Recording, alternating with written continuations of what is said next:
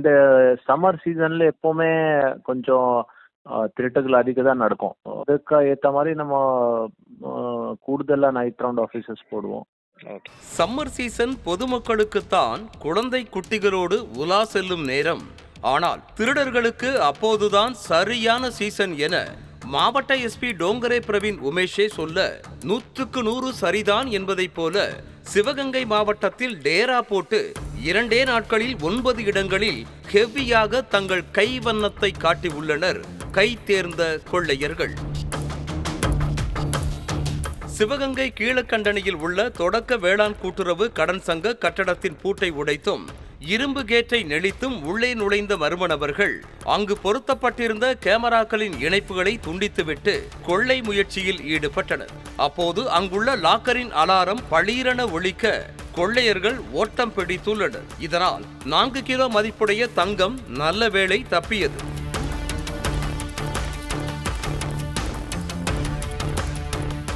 மானாமதுரை தெற்கிரத வீதியில் செயல்பட்டு வரும் இந்தியன் வங்கியிலும் கொள்ளை முயற்சி நடைபெற்றுள்ளது.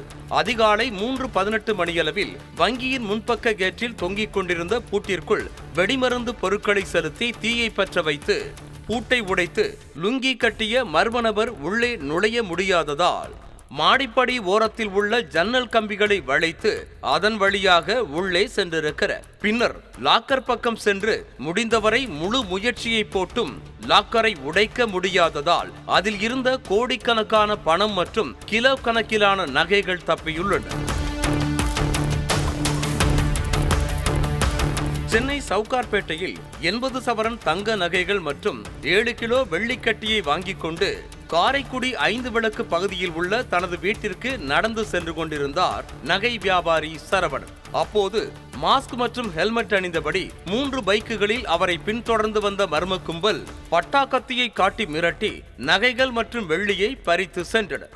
சரவணன் கத்தி கூச்சலிட்டும் அங்குள்ள பொதுமக்கள் பிடிக்க முயன்றும் பட்டாக்கத்தியால் சுழற்றி பயம் காட்டிய அந்த மர்ம கும்பலை பிடிக்க முடியவில்லை.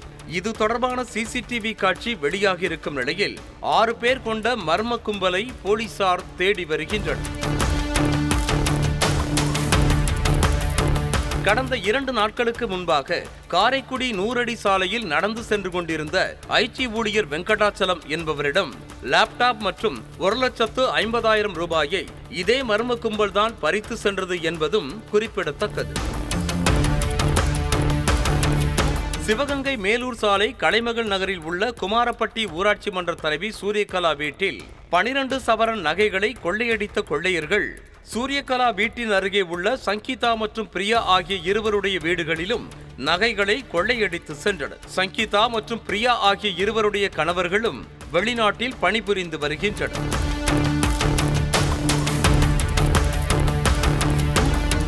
செல்லப்பனேந்தல் பகுதியைச் சேர்ந்த ராமநாதன் என்பவருடைய வீட்டின் முன்பாக நிறுத்தப்பட்டிருந்த 2 சக்கர வாகனத்தை மர்ம நபர் ஒருவர் திருடி செல்லும் சிசிடிவி காட்சி வெளியாகியுள்ளது.